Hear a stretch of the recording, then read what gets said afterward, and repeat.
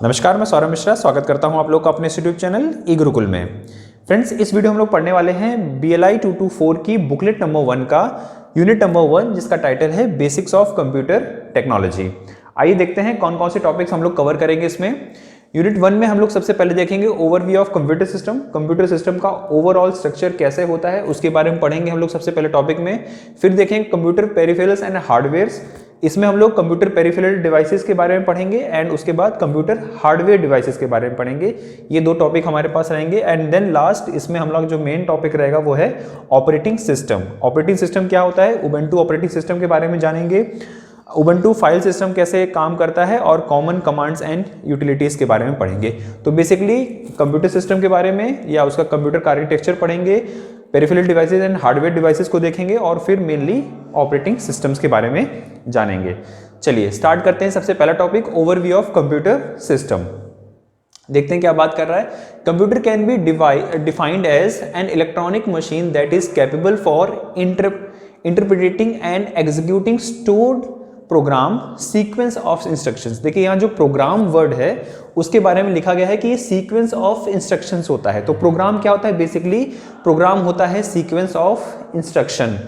Input data, perform operating and data calculation, logical operation and output the result. Basically यहाँ पे computer को define करने की कोशिश की जा रही है, जिसके बारे में ये बताया गया है कि कंप्यूटर एक इलेक्ट्रॉनिक मशीन है जो कैपेबल है किसके या किस चीज के लिए कैपेबल है, interpreting and executing stored programme. जो प्रोग्राम उसके पास पहले से ही स्टोर्ड हैं उसको एग्जीक्यूट करने का और इंटरप्रिटेट करने का। देखिए executing stored programme and interpreting, ठीक है, ये काम होता है बेसिकली किसी भी एक कंप्यूटर सिस्टम का या कंप्यूटर का, ठीक है। अब ये जब चीजें परफॉर्म होंगी, मतलब क्या, इंटरप्रिटेट करेगा किसी भी पहले से इंस्टॉल्ड प्रोग्राम को या एग्जीक्यूट करेगा, तो क्या मिलेगा, perform operating and data and output the result.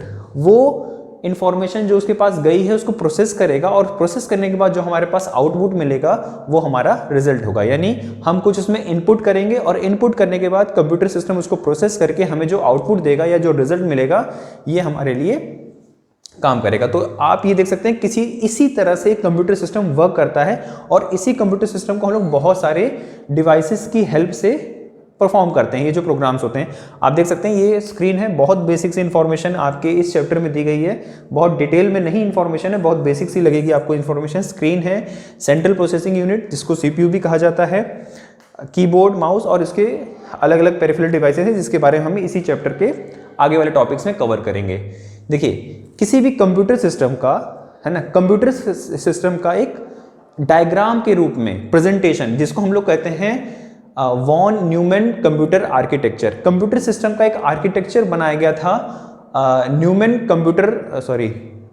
के द्वारा, वॉन न्यूमन्स के द्वारा। ये एग्जाम्स में पूछा जाता है कि वॉन न्यूमैन जो कंप्यूटर आर्किटेक्चर है या जो प्रेजेंट टाइम में जो कंप्यूटर आर्किटेक्चर चल रहा है वो कौन सा है, उसके बारे में आपको इन्फॉर्मेशन देनी होती है। तो उसके बारे में अगर आपसे पूछा जाए तो आपको आंसर देना है वॉन न्यूमैन का जो कंप्यूटर आर्किटेक्चर सिस्टम जो चल रहा है प्रेजेंट टाइम में उसके बारे में। और ये सिस्टम क्या कहता है या ये आर्किटेक्चर क्या कहता है। देखिए किसी भी सिस्टम की, कंप्यूटर सिस्टम की एक मेमोरी होगी। मेमोरी सेंट्रल कंट्रोल यानी CPU से, कंट्रोल यूनिट से जुड़ी होगी और उसको अर्थमेटिकल लॉजिकल यूनिट, जो कि दोनों का एक ही पार्ट होगा, ठीक है। इसमें प्रोसेसर कह सकते हैं। इसी प्रोसेसर में क्या होती है, किस चीज़ की प्रोसेसिंग होती है, अर्थमेटिकल एंड लॉजिकल यूनिट, जिसको हम लोग ALU कहते हैं। ALU अर्थमेटिकल लॉजिकल यूनिट, और यहाँ पे इसका कंट्रोल यूनिट होता है जो सभी चीज़ों को कंट्रोल करता है, ठीक है। और ये सब चीज़ें मिलती हैं हमें किसी प्रोसेसर के द्वारा। और यही चीज़ें परफॉर्म करने के बाद, क्योंकि ये मेमोरी से कनेक्टेड होती हैं, हमें कुछ आउटपुट मिलता है। हम कुछ इनपुट देते हैं, ठीक है, वहाँ से हमने इनपुट दिया, प्रोसेसिंग स्टार्ट हुई, ठीक है, ALU या सेंट्रल कंट्रोल यूनिट में। यहाँ पे प्रोसेसिंग होने के बाद मेमोरीज का इस्तेमाल होता है और उसके बाद जो हमें आउटपुट मिलता है वो हमारा रिजल्ट होता है। तो एक कंप्यूटर सिस्टम का जो आर्किटेक्चर, बेसिक आर्किटेक्चर वो आप ही है। लेकिन ध्यान रखने वाली बात है, जिन्होंने इसको बनाया था उनके नाम से पूछा जाता है, वो है वॉन न्यूमैन कंप्यूटर आर्किटेक्चर या कंप्यूटर सिस्टम। एक ओवरव्यू देखते हैं क्या क्या है, मेन कंपोनेंट्स कौन कौन से हमें मिलते हैं कंप्यूटर सिस्टम में देखने के लिए। Computers are the made for 4 major components या फिर पार्ट्स, और कौन कौन से हैं वो। सबसे पहला है इनपुट यूनिट्स, जिससे हम लोग कंप्यूटर को कुछ इनपुट दे रहे हैं, ठीक है। हमें कुछ रिजल्ट चाहिए और उस रिजल्ट को प्राप्त करने के लिए, पाने के लिए हम उसमें कुछ इनपुट देंगे। पहले वो इनपुट क्या होंगे आगे देखते हैं। इनपुट देने के बाद हमें उसकी प्रोसेसिंग करनी होती है, मतलब कंप्यूटर करेगा उसकी प्रोसेसिंग। यही प्रोसेसर वाला जो मेन काम है वो कंप्यूटर को करना पड़ता है, जिसमें इंक्लूड होती हैं सेंट्रल यूनिट या कंट्रोल यूनिट या फिर अर्थमेटिकल लॉजिकल यूनिट, जिसके बारे में अभी मैंने बात की थी, और मेमोरी। यानी प्रोसेसिंग का काम इन 3 मेन एलिमेंट से या कंपोनेंट से किया जाता है। देन लास्ट आता है सेकंड आता है सेकेंडरी स्टोरेज, और उसके बाद लास्ट है आउटपुट यूनिट, ठीक है। सेकेंडरी स्टोरेज ऑब्वियसली बात है, जो आपका आउटपुट आएगा वो कहीं तो स्टोर होगा, ठीक है। जो भी आपने रिजल्ट प्राप्त किया है कंप्यूटर से वो कहीं स्टोर किया जाएगा। उसके स्टोरेज डिवाइसेस के लिए यहाँ पे बात करेंगे, और फिर आएगा इसका आउटपुट यूनिट, जिससे आपका रिजल्ट आपको मिलेगा, जो मेनली स्क्रीन से मिलता है हम लोग को। चलिए कुछ हार्डवेयर या पेरिफेरल डिवाइसेस के बारे में देखते हैं, जो हमारा नेक्स्ट टॉपिक है 1.3 computer peripheral and hardware devices. इसमें देखते हैं सबसे पहले कंप्यूटर पेरिफेरल डिवाइसेस क्या होती हैं, या इनको पेरिफेरल डिवाइसेस क्यों कहा जाता है।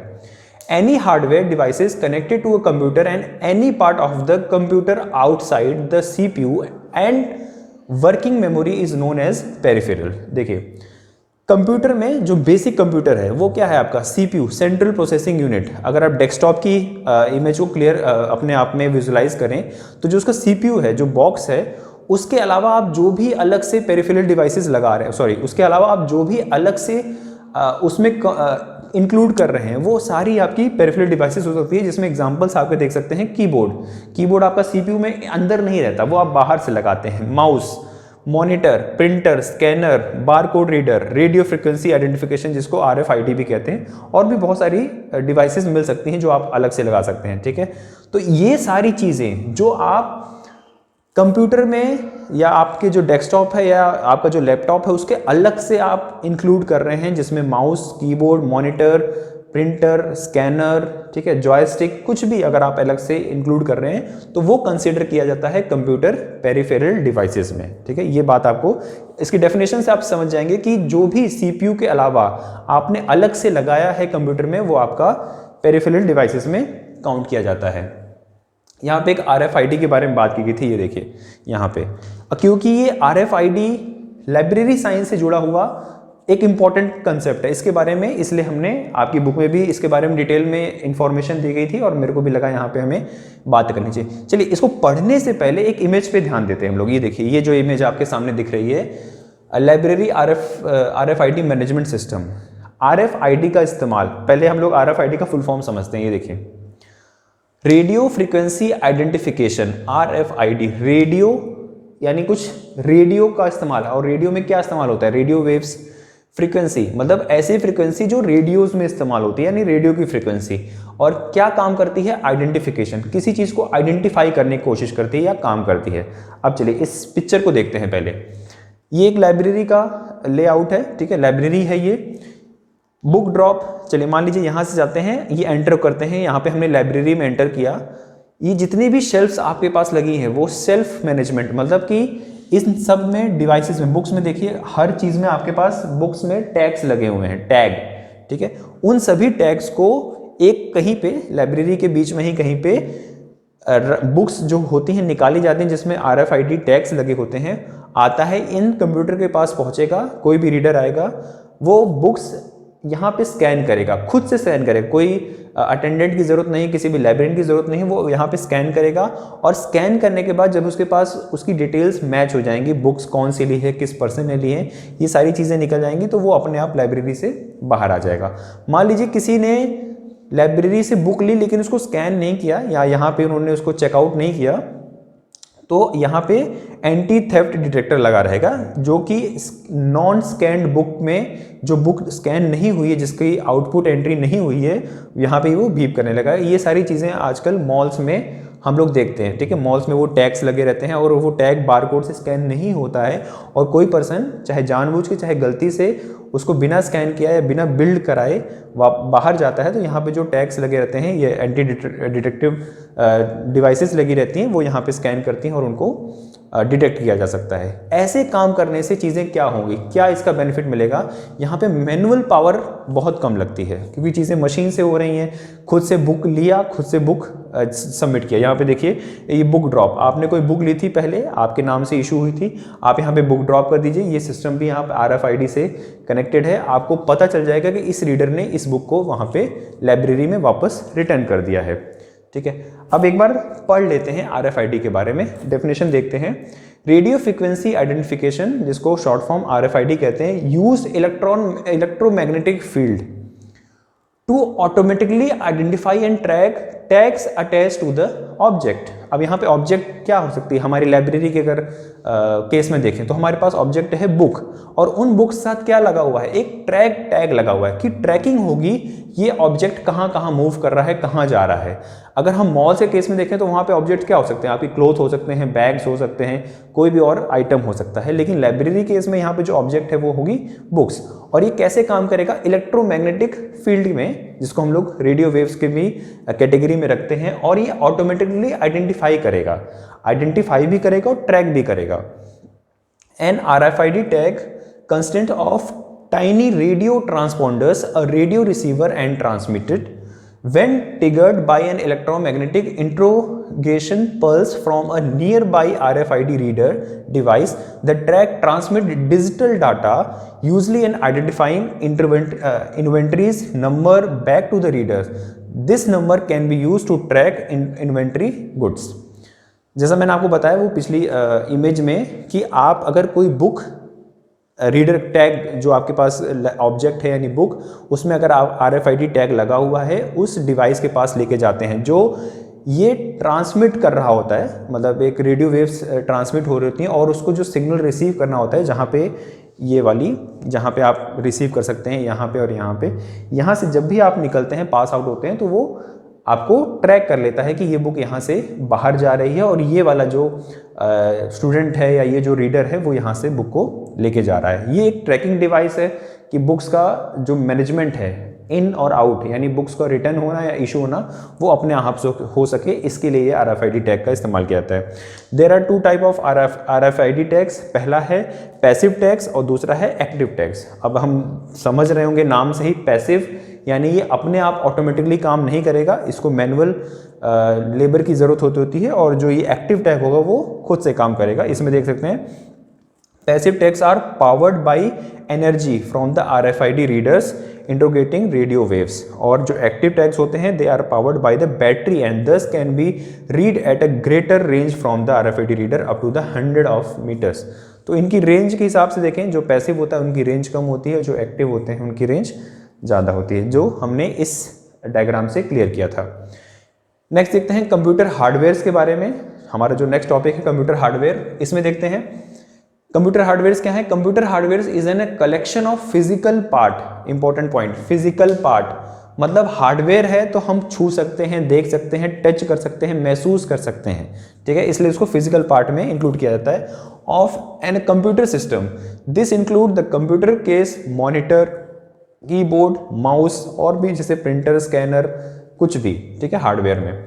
It also include all the part inside the computer case such as the hard disk drive, motherboard, video card, memory others, many others में मेमोरीज ले सकते हैं, जो पावर सप्लाईज के लिए आपके पास टूल होता है वो ले सकते हैं, मदरबोर्ड पहले से इंक्लूडेड है, तो ये सारी चीज़ें भी आप उसमें हार्डवेयर में इस्तेमाल करते हैं। मतलब कि आप ऐसी चीज़ें जो आप पेरिफेरल लगाते हैं, बाहर से भी लगा रहे हैं, वो भी आपके हार्डवेयर में इंक्लूडेड होती हैं, माउस, कीबोर्ड, प्रिंटर, स्कैनर, और जो पहले से ही आपके CPU में लगी हुई हैं, मेमोरी जो है रैम और रोम, आपका हार्ड डिस्क, आपका DVD ड्राइवर, आपका जो इलेक्ट्रिक के लिए स्विच लगे होते हैं, वो सारी आपकी जो रैम होती है, जो प्रोसेसर होता है, वो सारी चीज़ें इसमें इंक्लूड हो जाती हैं। Computer hardware is what you can physically touch. जैसा मैंने आपको पहले बताया, हार्डवेयर ऐसी चीज़ होती हैं, ये बहुत बेसिक हैं, आप लोग ने बहुत बचपन से चीज़ें पढ़ रही होंगी। इसमें देखिए जो मेनली हार्डवेयर्स होते हैं उसमें हमने सबसे पहले देखा है CPU, सेंट्रल प्रोसेसिंग यूनिट। ये आप देखते हैं CPU का एक एग्जाम्पल है आपके पास, ये इंटेल का i7 जनरेशन का CPU है, और ये AMD का राइजन जो वेरिएंट है उसका CPU है। तो दो मेन कंपनियां AMD और इंटेल दो प्रोसेसर्स बनाती हैं जिसको हम लोग सेंट्रल प्रोसेसिंग यूनिट यानी CPU भी कहते हैं। मदरबोर्ड, ये मदरबोर्ड का आप एक डायग्राम देख रहे हैं। मदरबोर्ड क्यों? क्योंकि ऑलमोस्ट सभी चीज़ें, सेंट्रल प्रोसेसिंग यूनिट या सीपीयू की ऑलमोस्ट सभी चीज़ें इसी बोर्ड में कनेक्टेड है। यहीं पे आपकी मेमोरी लगती है, यहीं पे आपका प्रोसेसर लगता है, यहीं पे आपके जितने भी ट्रांसपोंडर्स होते हैं वो सारे लगते हैं।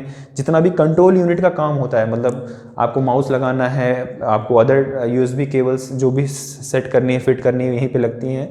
मतलब इसी बोर्ड में ऑलमोस्ट सब चीज़ें, कंप्यूटर की जितनी भी चीज़ें होती हैं, इसी बोर्ड में उनको स्विच किया जाता है, फिट किया जाता है, इसलिए इसका नाम हम लोगों ने दे दिया है motherboard.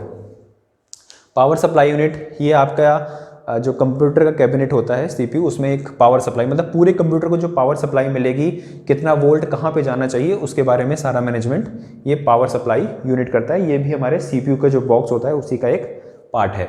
RAM and ROM, random access memory और रीड ओनली मेमोरी, ये हमारी दो मेमोरीज होती हैं।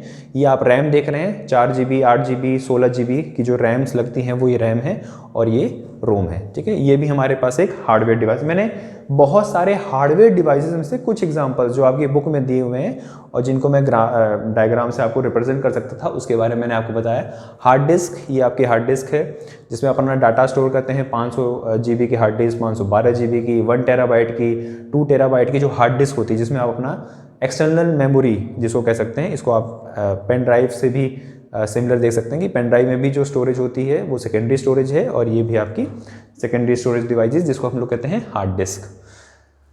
नेक्स्ट हमारा जो कंसेप्ट है या नेक्स्ट हमारा जो पॉइंट है वो है ऑपरेटिंग सिस्टम का। इस चैप्टर में 1.4 में ऑपरेटिंग सिस्टम, देखिए आपने हार्डवेयर तो अरेंज कर लिया, लेकिन आपको सिस्टम को चलाने के लिए, कंप्यूटर को चलाने के लिए आपको कुछ सॉफ्टवेयर चाहिए होंगे, और उसमें जो सबसे बेसिक सॉफ्टवेयर आपको मिलता है वो होता है आपका ऑपरेटिंग सिस्टम। यानी ये चीज़ों को ऑपरेट करेगा, मतलब इनिशियल स्टार्ट देगा।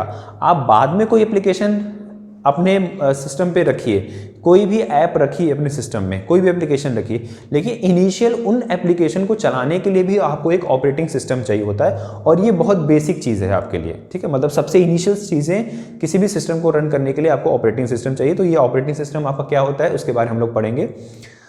ऑपरेटिंग सिस्टम क्या है, डेफिनेशन देखते हैं। An operating system is an interface between an computer user and computer hardware.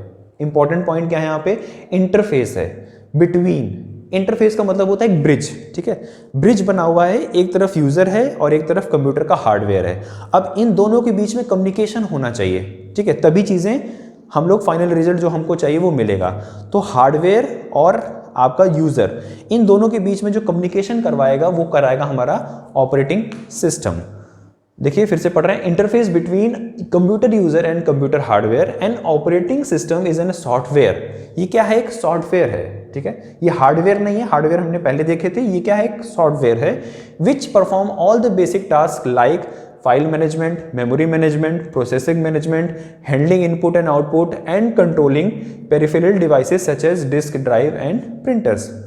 ये सबसे बेसिक काम करने वाला एक ऐसा सॉफ्टवेयर है जो चाहिए ही चाहिए। कोई और सॉफ्टवेयर आपको मिले ना मिले अपने सिस्टम को स्टार्ट करने के लिए, लेकिन ये सबसे पहला हमारा सिस्टम यानी ऑपरेटिंग सिस्टम हमारे पास होना चाहिए, तभी सारे बाद में जितने भी हम लोग टास्क परफॉर्म करते हैं वो सारे हमारे कंप्लीट होंगे।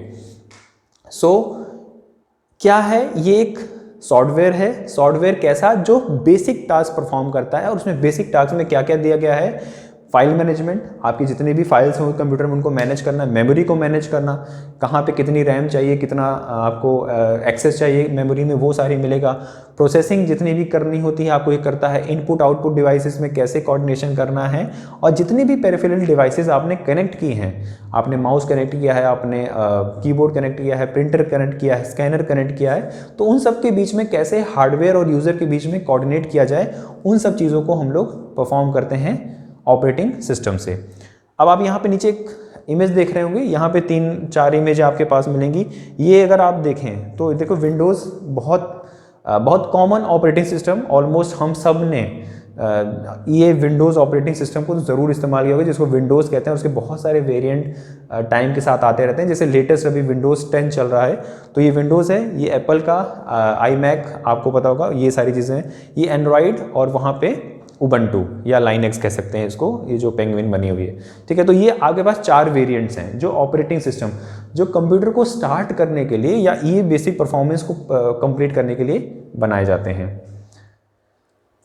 ऑपरेटिंग सिस्टम के बारे में देखते हैं। There are different operating systems available like Microsoft Windows based operating system like Windows 7 और यूनिक्स और लाइनेक्स वेरिएंट एक्सेट्रा। देखिए अभी मैंने आपको यहाँ पे बताया था ये विंडोज़ ऑपरेटिंग सिस्टम सबसे बेसिक है, ऑलमोस्ट हम सब ने इस्तेमाल किया है। जो एप्पल के मैक यूज़र्स हैं वो एप्पल का इस्तेमाल करेंगे, जो फ्री ऑफ कॉस्ट अपने किसी भी ऑपरेटिंग सिस्टम को चलाना चाहते हैं वो लाइनेक्स या फिर उबंटू जैसे ऑपरेटिंग सिस्टम पे जाएंगे। इसके लिए आपको पैसा देना पड़ता है, इसके लिए पैसा देना पड़ता है, इसके लिए पैसा देना पड़ता है, बट लाइनेक्स या उबंटू फ्री ऑफ कॉस्ट है, जिसके बारे में भी हम लोग डिस्कस करेंगे। सो सबसे बेसिक जो हमारे पास ऑपरेटिंग सिस्टम है वो कौन सा है, विंडोज़, और इसी के साथ साथ विंडोज़ के ही जैसे लाइनेक्स, यूनिक्स और इनके कुछ 1-2 वेरिएंट्स अवेलेबल हैं। In this unit we will discuss Linux based operating system Ubuntu. हम इस यूनिट में मतलब इस चैप्टर में यूनिट नंबर 1 में जो बेसिक डिस्कशन करने वाले हैं ऑपरेटिंग सिस्टम को लेकर वो है हमारा लाइनेक्स बेस्ड ऑपरेटिंग सिस्टम जिसका नाम है उबंटू। हम उबंटू ऑपरेटिंग सिस्टम के बारे में बात करेंगे, ठीक है। Linux is a freely available open source Unix like operating system. अब यहाँ पे देखिएगा लाइनेक्स एक ऑपरेटिंग सिस्टम का नाम है जो फ्री ऑफ कॉस्ट सबके लिए अवेलेबल है। फ्री ऑफ कॉस्ट या ओपन सोर्स का मतलब है कि मैं भी डाउनलोड कर सकता हूं जब मुझे लगे, आप कर सकते हैं, मैं आपको शेयर कर सकता हूं, आप मुझे शेयर कर सकते हैं, या ये फ्री ऑफ कॉस्ट सबके लिए अवेलेबल है। जिसका भी मन हो वेबसाइट पे जाइए, वहां से लाइनेक्स या उबंटू ऑपरेटिंग सिस्टम डाउनलोड कर लीजिए। बट अगर आप विंडोज़ लेना चाहते हैं तो इसको चार्ज देना पड़ेगा आपको 5000, 10,000, 8,000, जिस भी तरह की आपकी जिस भी ऑपरेटिंग सिस्टम की रिक्वायरमेंट है विंडोज़ वेरिएंट में वो आपको चार्ज देना पड़ेगा, और iOS के लिए देना पड़ेगा। बट उबंटू या लाइनेक्स आपको फ्री ऑफ कॉस्ट मिलेंगे। Unix like operating system because its speed, stability and low cost, Linux become the fastest growing operating system for servers.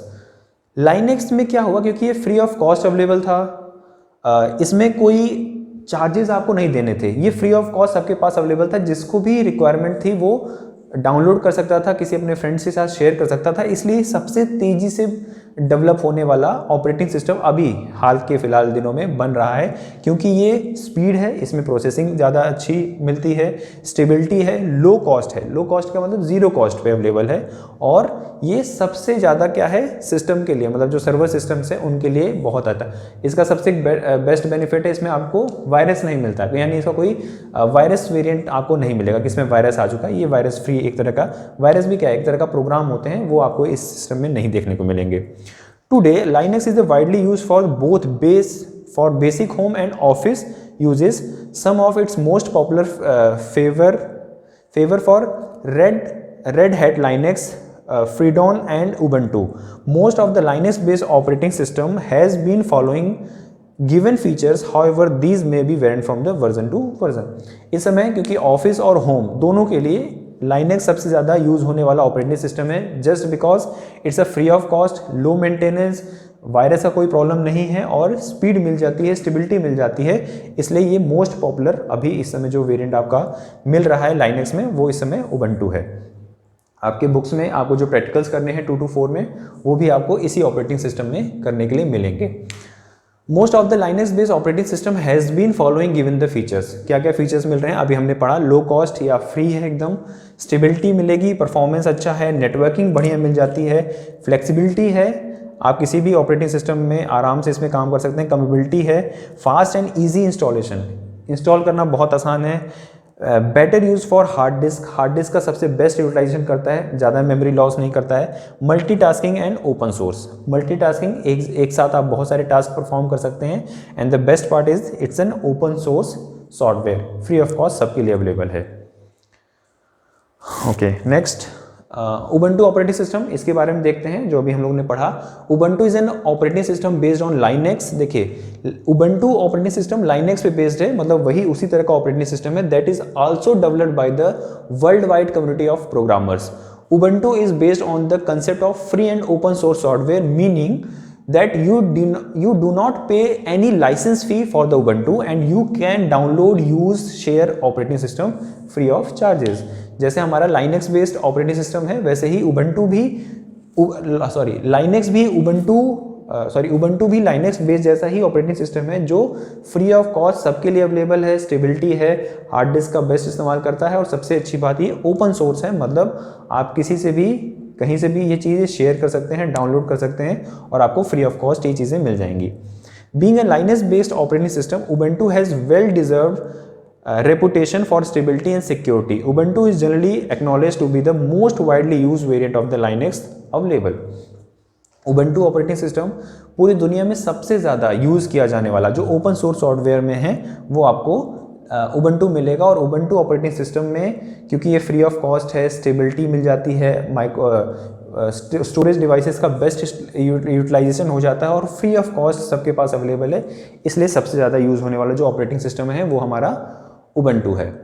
ये आप Ubuntu के जो सॉफ्टवेयर है, Ubuntu का जो ऑपरेटिंग सिस्टम है उसका इंटरफेस इमेज दे सकते हैं। मतलब जैसे आप विंडोज़ खोलते हैं तो आपको एक विंडोज़ की इमेज मिलती है, आपको कुछ यहाँ पे आइकन्स मिलते हैं, उसी तरह से ये Ubuntu ऑपरेटिंग सिस्टम का एक मतलब कह सकते हैं होम पेज का मैंने यहाँ पे आपको दिया है इंटरफेस। मतलब यहाँ पे देखिए ये सारे ऐप्स हैं, ये अमेज़ॉन का जैसे इस तरह से दिखेगा, कैलकुलेटर ऐसा दिखेगा। मतलब एक तरह का जब सिस्टम आप ऑन करेंगे Ubuntu ऑपरेटिंग सिस्टम तो आपको कुछ चीज़ें यहाँ पे मिलेंगी। यहाँ पे एक जैसे विंडोज़ में क्या होता है नीचे आपको मिलते हैं ग्राफिक्स, वैसे यहाँ पे ये साइड में आपको मिलेंगे। तो ये था एक Ubuntu का ऑपरेटिंग सिस्टम का जो इंटरफेस मिल जाता है वो इस तरह से है। तो फ्रेंड्स ये थी आज की वीडियो, ये चैप्टर यहीं तक। हमने इस चैप्टर में कुछ बेसिक्स हार्डवेयर ऑपरेटिंग सिस्टम्स के बारे में पढ़ा। आई होप कि आपको चीज़ें या कंसेप्ट्स क्लियर हो रही होंगी। वीडियो अच्छा लगेगा तो ज़रूर इसको लाइक करिएगा, अपने फ्रेंड लोग के साथ शेयर करिए। चैनल अच्छा लगा हो तो सब्सक्राइब करिएगा, बेल आइकन दबाइए सो दैट कि मेरी आने वाली वीडियोस की नोटिफिकेशन आपको इसी तरह से मिलते रहे। अपने फ्रेंड लोगों के साथ जरूर ये शेयर करिएगा। मेरे सारे सोशल मीडिया अकाउंट्स आपको नीचे डिस्क्रिप्शन बॉक्स में मिल जाएंगे, वहाँ पे आप इनको फॉलो कर सकते हैं सो दैट कि मैं जब भी कोई नई वीडियो पब्लिश करूँ उसकी नोटिफिकेशन आपको टाइम टू टाइम अवेलेबल होती रहे। मिलते हैं एक और नई वीडियो के साथ, तब तक के लिए नमस्कार, जय हिंद।